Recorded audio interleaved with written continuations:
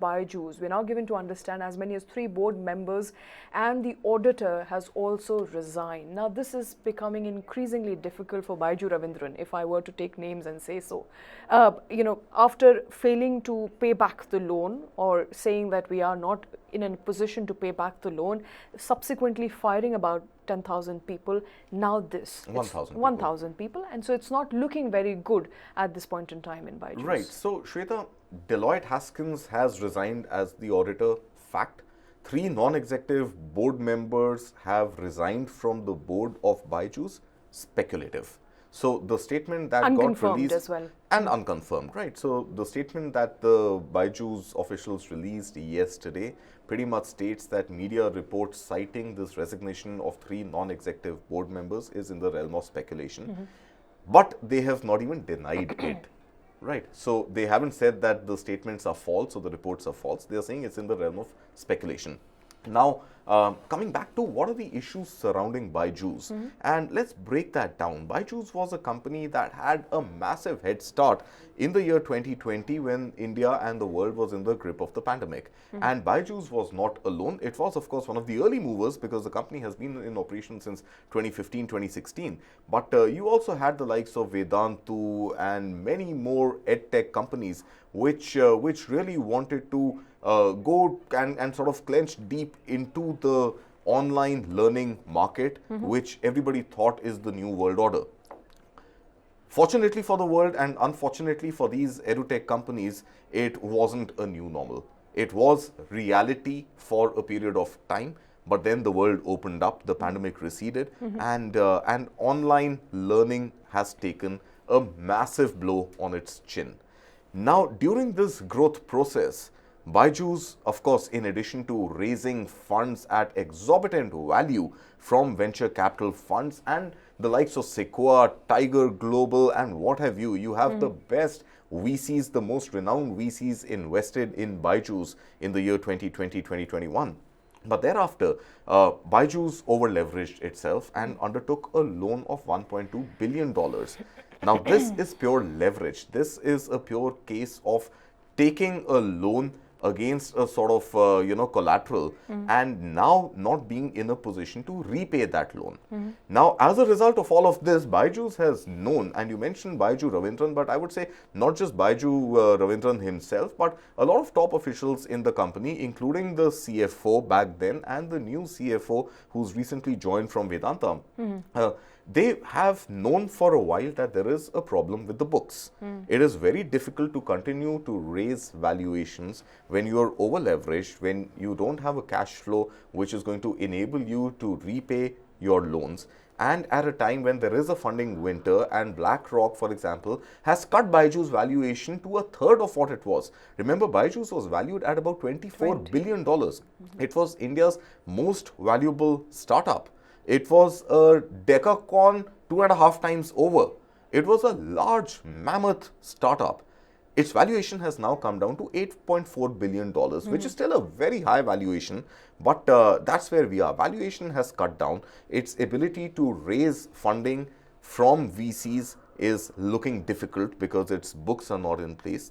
And it has a massive $1.2 billion loan which it doesn't know how to repay. Now, what has happened in this process is that over the last 2 years, in fact, more than that, in 2021, its books got audited by Deloitte Haskins, and there were certain changes and certain modifications requested, or rather stipulated by Deloitte Haskins, which the company has been mum about. So 2021 books also apparently had issues which have not yet been addressed by the management, and 2022, FY 2022, not calendar year, FY 2022 and FY 2023 books are yet to be audited.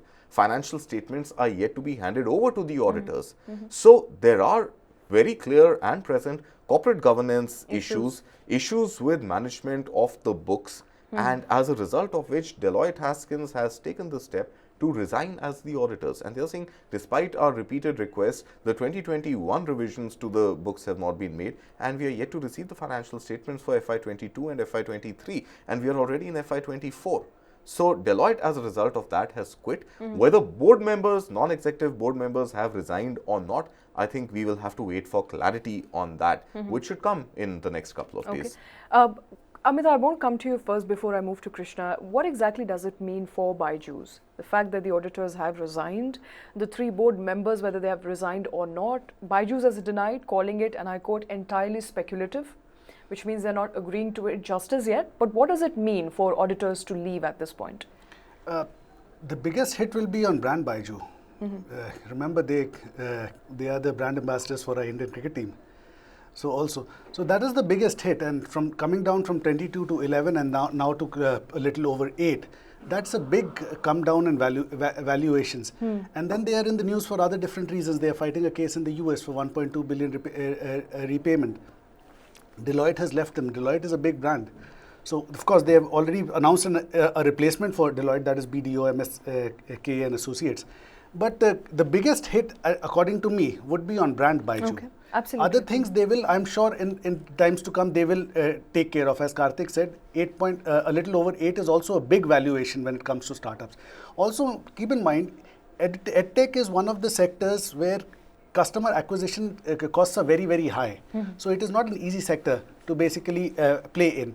These guys obviously overhired during the pandemic. There was a frenzy of hiring during the pandemic, and that is why these corrections are happening. Okay. So But it's here to stay. Since you've tracked hiring, they let go of approximately 3,500 employees, up to now. and then they said that this is it.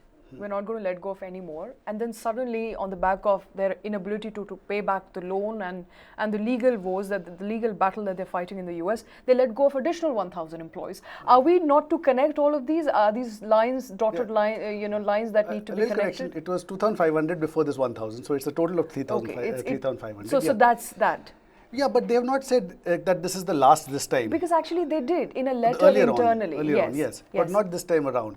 So I am pretty certain they are here to stay, this company. But yeah, the biggest hit, again, I will repeat myself, is on brand BYJU'S. Right, Yeah. right.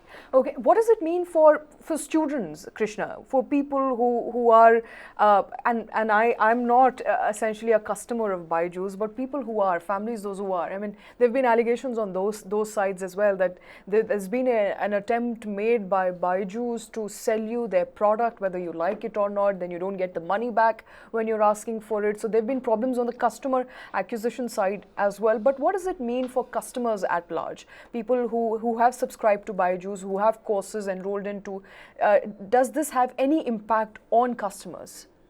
It will have impact on customers eventually, Shweta, but not today. What will happen is that, you have these companies not willing to finance the users of BYJU'S as well. Bear in mind, BYJU'S' entire growth was built upon non-bank financing. And that will certainly take a hit with what is going on at BYJU'S right now. Right now, you have only BYJU'S Ravindran and family members on the board of BYJU'S. That's what it's reduced to. There is BYJU Ravindran, his brother Riju Ravindran, and his wife Divya Gokulnath. BYJU Ravindran's wife Divya Gokulnath. These three are the only ones left on the board of BYJU'S. Only family members left. So, these are worrying times for BYJU'S, and customers should be doubly more aware as to all the developments that are going. But Shweta, if we take this back a little bit, there's nothing new that's happening. It was in September 2022 when BYJU'S announced their results, their financial results, after an 18-month delay. That was September 2022. And immediately after that, in October 2022, they ended up firing 2,500 people.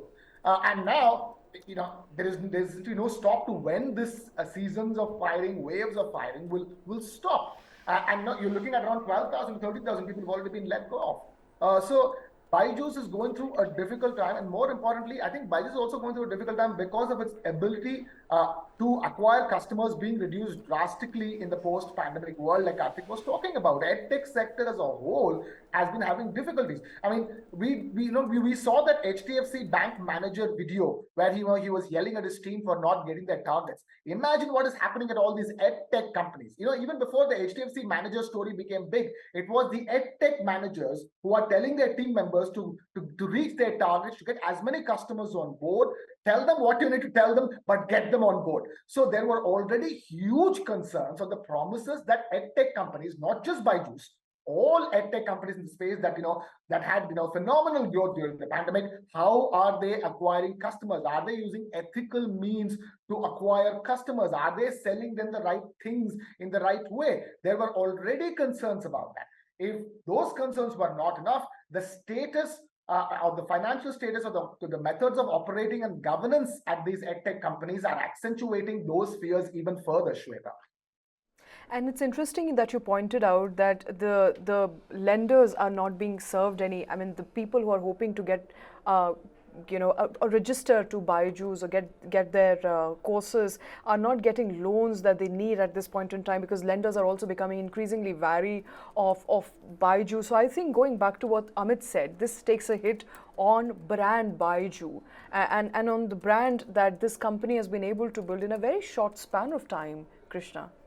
Right, Shweta, and it's very sad because brand BYJU'S was the a talisman brand for the edtech sector in the country. Shah Rukh Khan is there on it, for God's sakes, funding the company and supporting the brand. So BYJU'S was considered an example for the possibility and the potential for edtech sector, Indians' ability to take to learning online, Indians' ability to provide learning online, especially because of how education doesn't reach so many people. You can talk about edtech and the potential for edtech in a country like India, where not enough children go to school, not enough school classrooms exist, not enough class teachers exist. So edtech is supposed to fill in that education gap. And of all edtech companies, the biggest of them all is BYJU'S. And when BYJU'S' brand takes a hit, my fear is that what's going to happen to brand edtech in India? Because just because you have a corporate governance issue in BYJU'S or other kinds of issues at BYJU'S does not mean you give up on the potential for edtech in the country. It's all about making sure edtech is done the right way in this country and it reaches the people who need it the most. So while we sit here and deconstruct how badly brand BYJU'S is going to take a hit, I'm more concerned about brand edtech, Shweta. Okay. Valid concerns, Kartik. What happens to brand edtech? We've discussed this, and I think, drawing an example from what Rakesh once pointed out, there's a lot of Me Tooism here. You have one company on another trying to build on a model that BYJU'S or a Vedantu may have, but haven't found a lot of success. But after the big toppling down of BYJU'S from that position to now where it is at the moment, with all the financial and the legal trouble, does it mean that brand edtech could also take a hit? Absolutely, and brand edtech, I think, has already taken a hit pretty much because there isn't as much demand for edtech as there was 3 years ago, or even 2.5 years ago. We have come to realize that economies the world over have opened up. Distance education, online learning is something that was very, very hot during the pandemic. And it stayed for about a year and a half. And thereafter, the economy opened up, schools reopened. There was no need for children to be glued in front of their computer screens anymore. So I think overall edtech as a sector has taken a beating. Now, what do these valuations really stem from?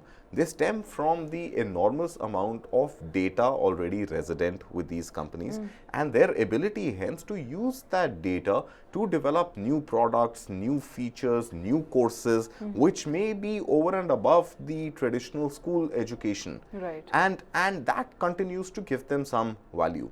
Now, it's not a question of these companies being profitable. In fact, when books were audited in 2021, FY21, BYJU'S was running a loss of 4,500 crore rupees.